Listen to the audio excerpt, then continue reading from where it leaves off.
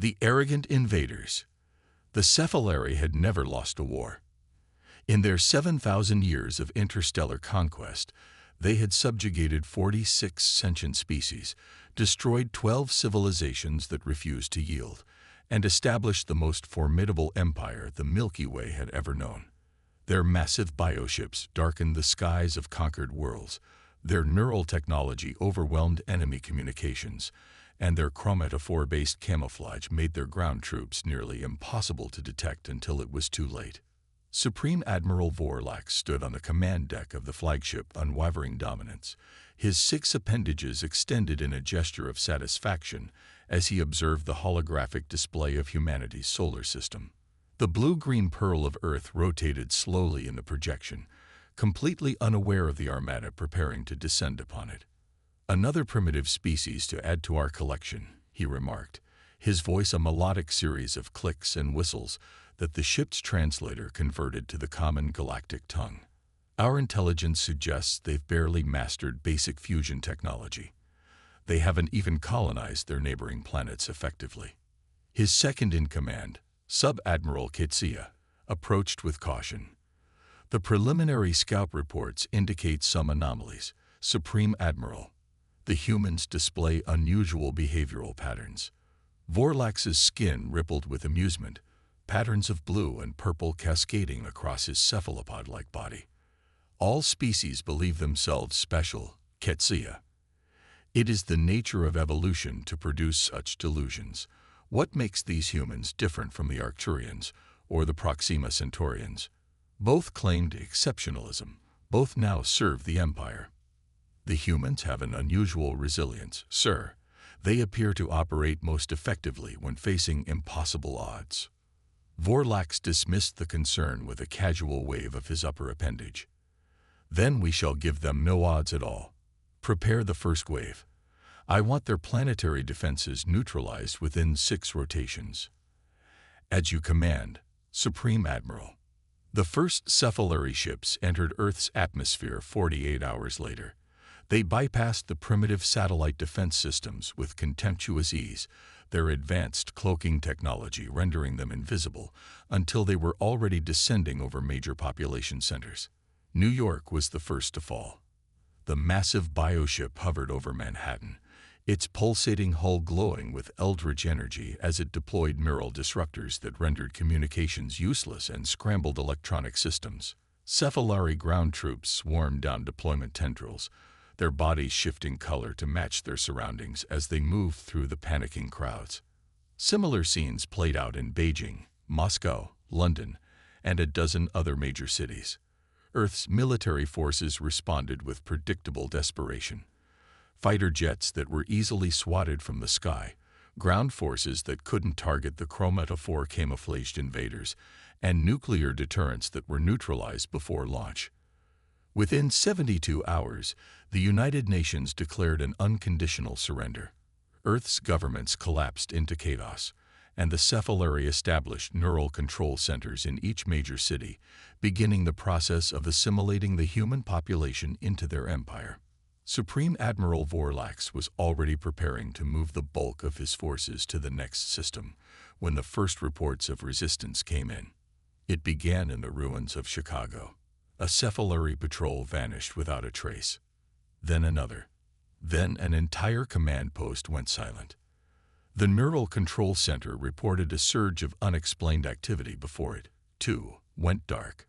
Isolated insurgents, Vorlax dismissed when informed. Every conquest faces such final, futile resistance. Increased neural suppression in the surrounding areas.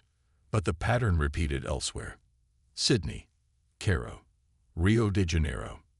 In each location, Cephalari forces would report unusual human activity, followed by communications blackouts and the systematic dismantling of control infrastructure.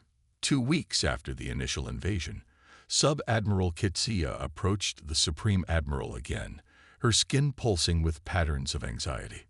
"Supreme Admiral, the resistance is not following expected patterns. The humans are adapting to our neural suppressors. They're learning to identify our troops despite chromatophore camouflage." And there, she hesitated. "They're what?" Vorlax demanded, irritation causing rapid color changes across his mantle. They're broadcasting messages, taunting us.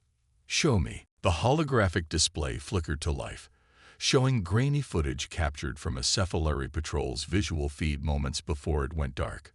A human female stood amidst the rubble of what had once been a major transportation hub.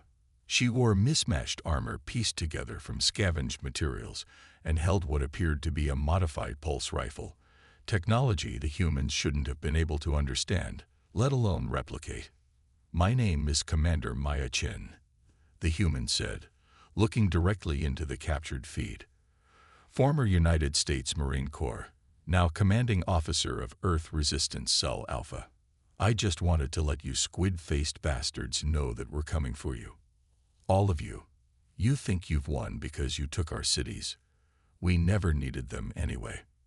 She smiled then, a predatory baring of teeth that caused several of the junior officers on the command deck to pulse with patterns of discomfort. "You should have learned about us before you came here," she continued. "Humans don't break. We adapt. We overcome. And we are really, really good at killing things that threaten us." A series of explosions rocked the background, and the commander's smile widened.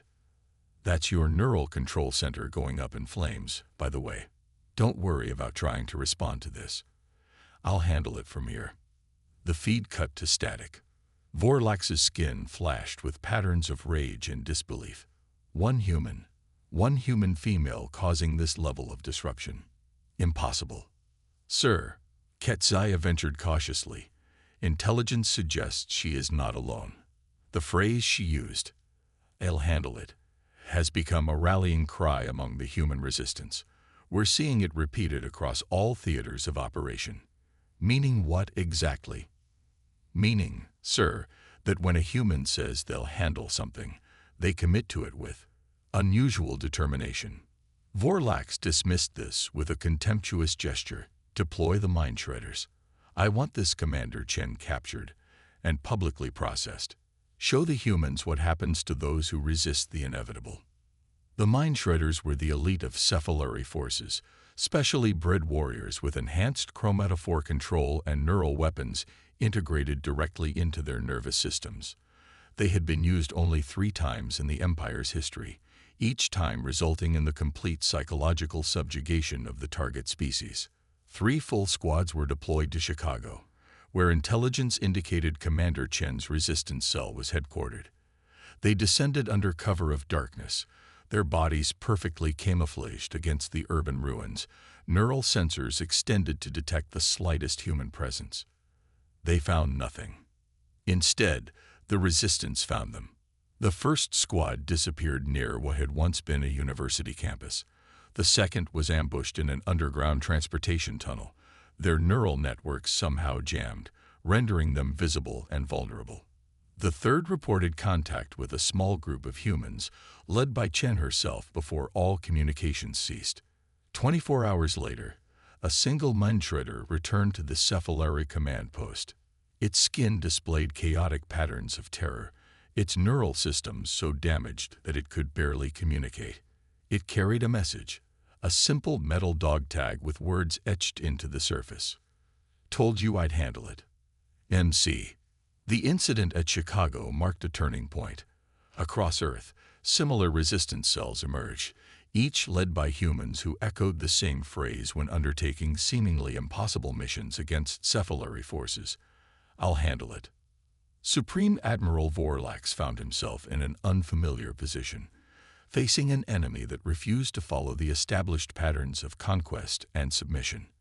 An enemy that seemed to grow stronger with each setback, that learned and adapted at an alarming rate, that turned the Cephalari's own technology against them.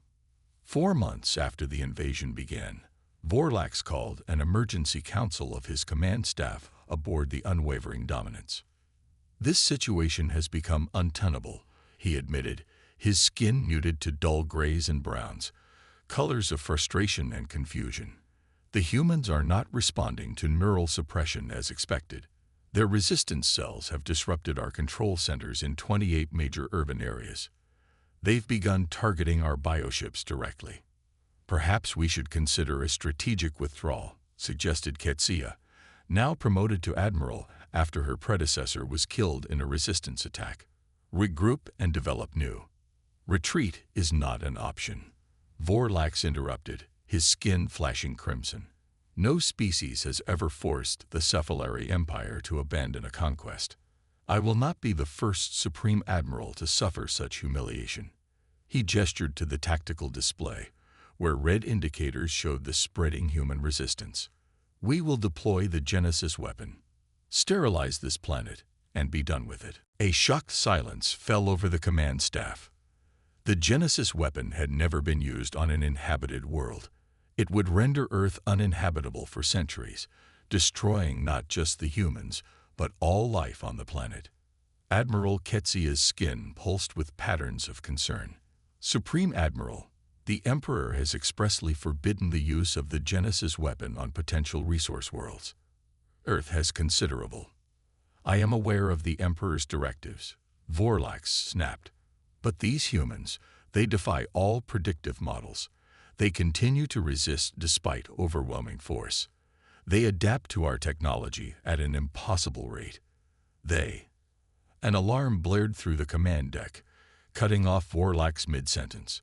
The tactical display flickered, then showed a new alert: unauthorized access to the ship's central neural network. Impossible, Vorlax whispered. We're in orbit. No human could have. The ship's communication system activated, and a familiar voice echoed through the command deck. This is Commander Maya Chen of Earth Resistance. Sorry to interrupt what I'm sure was a fascinating discussion about how to murder my entire species. A holographic display shifted to show Commander Chen's face. She looked different now. A long scar ran down one side of her face, and her eyes held the hardened look of someone who had seen too much combat.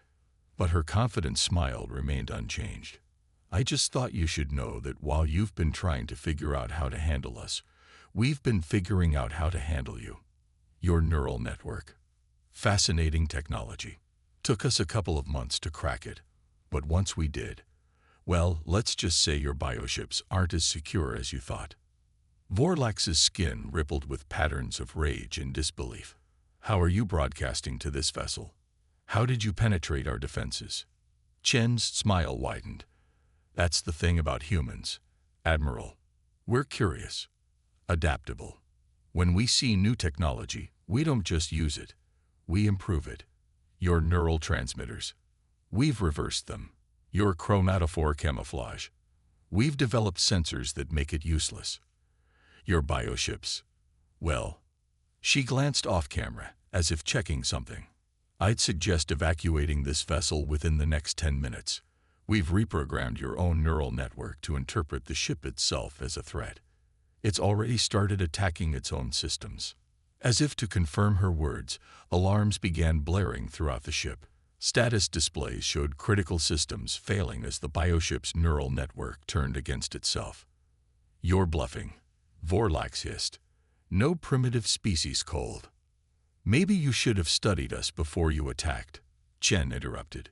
Humans have a saying. Necessity is the mother of invention. You made surviving necessary. So we invented new ways to fight. She leaned closer to the camera, her expression hardening.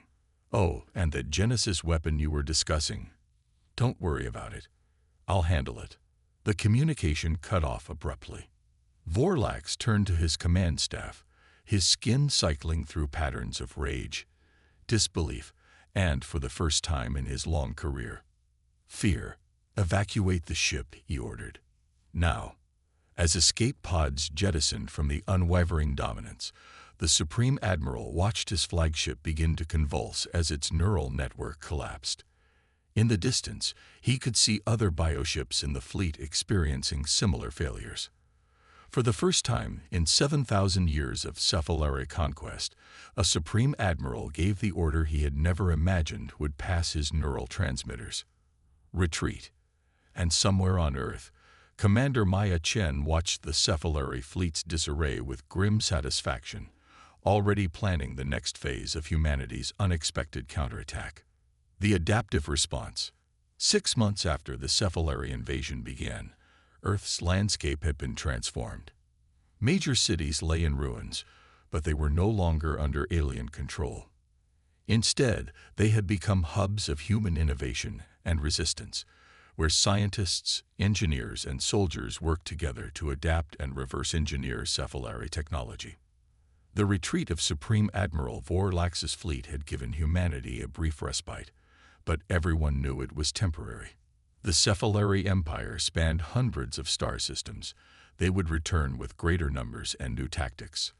The question wasn't if, but when. Commander Maya Chen stood in what had once been the basement of Chicago's Museum of Science and Industry, now converted into the headquarters of the Global Defense Initiative.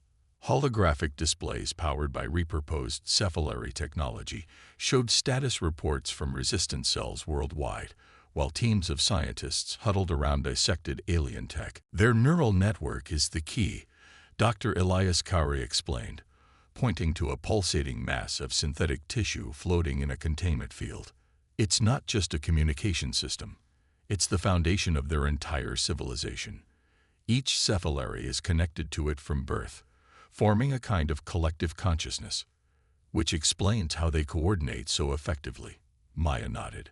And how we were able to turn it against them. Exactly. But they'll have adapted by now. The next wave will have safeguards against the kind of hack we performed. Maya's expression hardened. Then we need to be ready with something new. A young lieutenant approached, saluting sharply. Commander, Project Misdirection is ready for your inspection. Show me. The lieutenant led Maya to another section of the underground complex, where a team of engineers worked around what appeared to be modified Cephalari chromatophore technology integrated into human combat armor. We've finally cracked it, explained Chief Engineer Rodriguez, her eyes bright with excitement despite the dark circles of exhaustion beneath them. By analyzing the captured mindshredder, we've replicated their camouflage capabilities and improved them. She gestured to a soldier wearing the prototype armor, who activated the system with a voice command. Instantly, the soldiers seemed to fade from view, not just blending with the background, but somehow redirecting attention away from their position. It doesn't just match surroundings like their technology, Rodriguez continued. It actively manipulates the observer's perception. Even their neural sensors will have difficulty tracking our troops now. Maya nodded approvingly. Mass production. We can outfit the first Special Forces teams within 2 weeks. Make it 1, Maya ordered. Intelligence suggests they're regrouping faster than anticipated. The warning came 3 days later. Global monitoring stations, enhanced with salvaged Cephalari tech, detected the approach of a new fleet, 3 times larger than the first invasion force. At its center was a massive vessel unlike anything seen before, its biological hull pulsating with ominous energy. An emergency council was convened in the GDI headquarters. Representatives from resistance cells worldwide joined via secure channels as Maya presented the latest intelligence. They'll be here within 48 hours, she explained, her voice steady despite the gravity of the situation. And this time, they're not coming to conquer.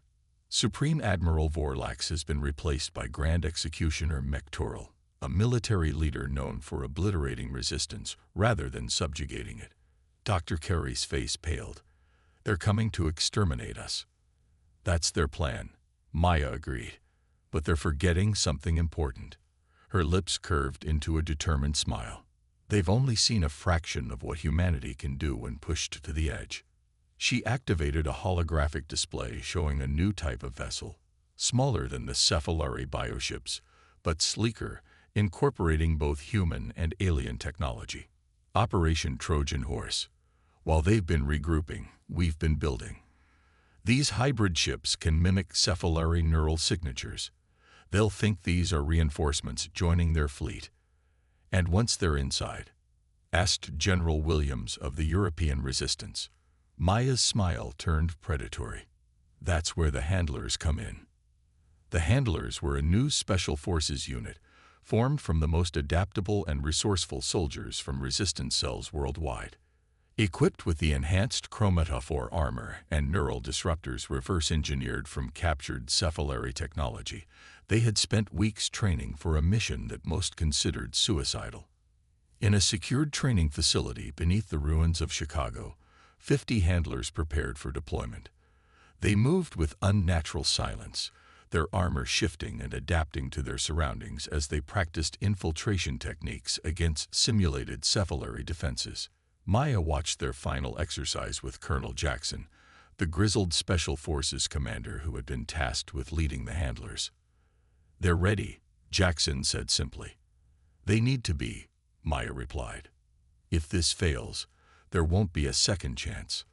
Jackson nodded toward a handler who was moving through the training course with exceptional skill, neutralizing simulated threats with ruthless efficiency.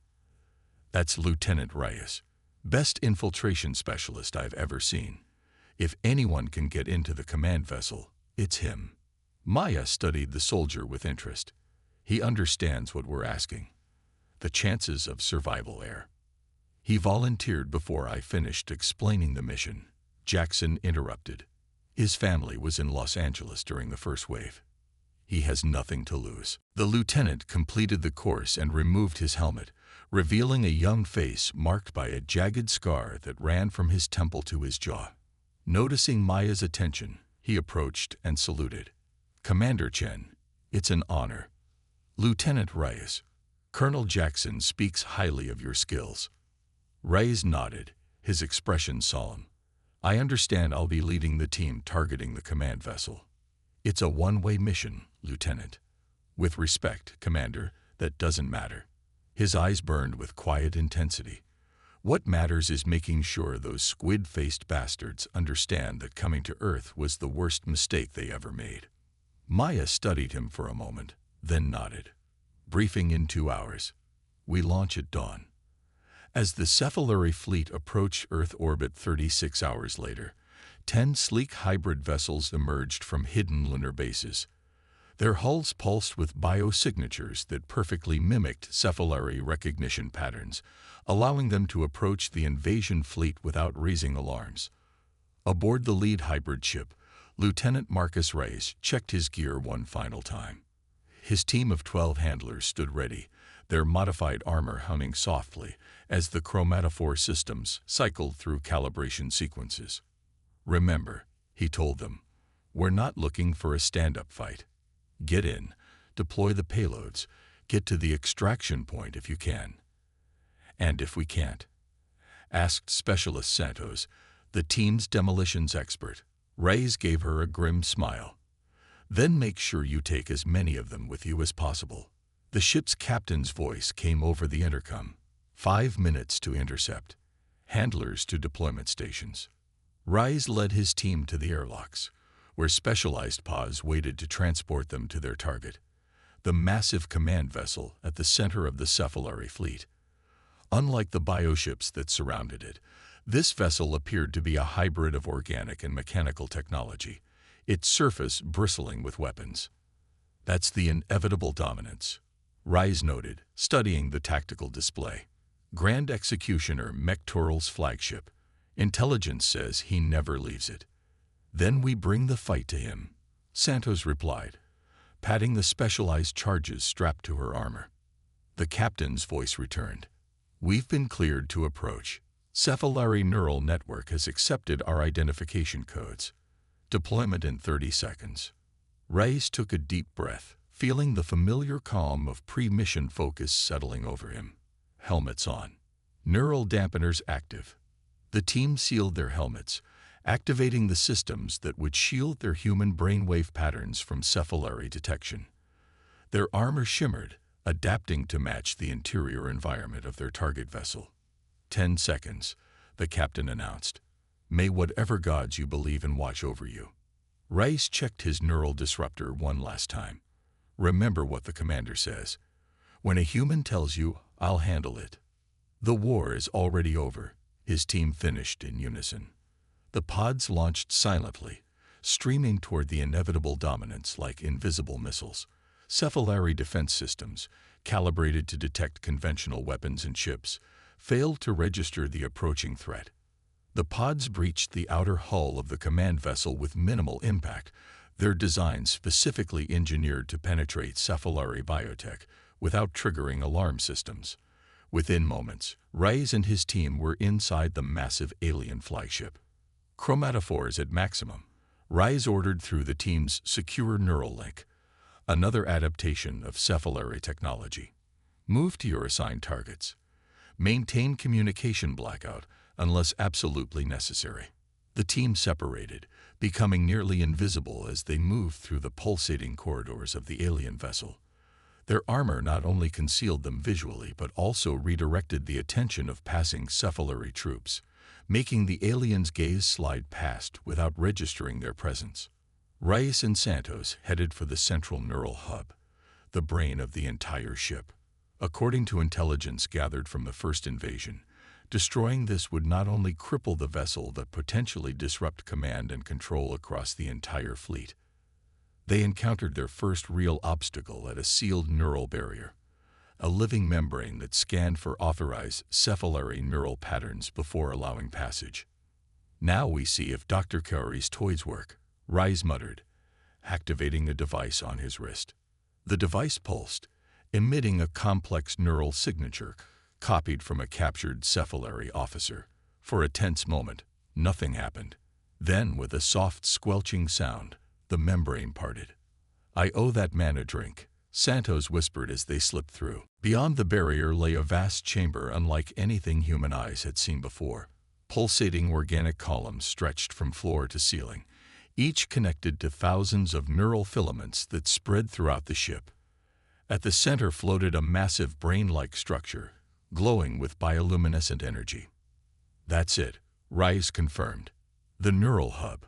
They moved carefully toward it, planting specialized charges at key junction points identified in their mission briefing. Each charge was designed not just to destroy, but to send a cascading neural shock through the connected systems. "Charges set," Santos reported after several tense minutes. "Detonation sequence programmed." Reyes nodded, then frowned as he noticed unusual activity at the far end of the chamber. A group of cephalari moved with purpose toward an elevated platform where a single figure stood. Unlike the other cephalari they had encountered, this one was massive, nearly twice the size of its companions, with skin that rippled with complex patterns of deep purple and crimson. 6 neural interfaces were directly embedded in its mantle, connecting it to the ship's systems. "That's him," Reyes realized. Mectoral. The Grand Executioner was addressing his officers, his neural translator converting his thoughts into audible speech that echoed through the chamber. "The sterilization will commence once we achieve optimal orbital position," Mectoral announced, his tone coldly clinical. "The Genesis cannons will target major population centers first, then sweep across the remaining landmasses in coordinated bursts. Complete global extinction within 6 hours," one officer confirmed. "And the specimens?" another inquired. "Selection teams will extract suitable human subjects for study before sterilization begins," Mectoral replied. "The Emperor wishes to understand how such a primitive species managed to resist our first incursion." Reyes felt ice forming in his veins. They weren't just planning to defeat humanity. They were going to wipe Earth clean of all life. "Change of plans," he whispered to Santos.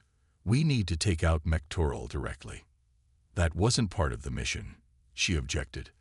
"The charges will disable the ship, but the fleet will continue the attack," Reyes countered. "You heard him. They're ready to deploy Genesis weapons. We need to disrupt their entire command structure."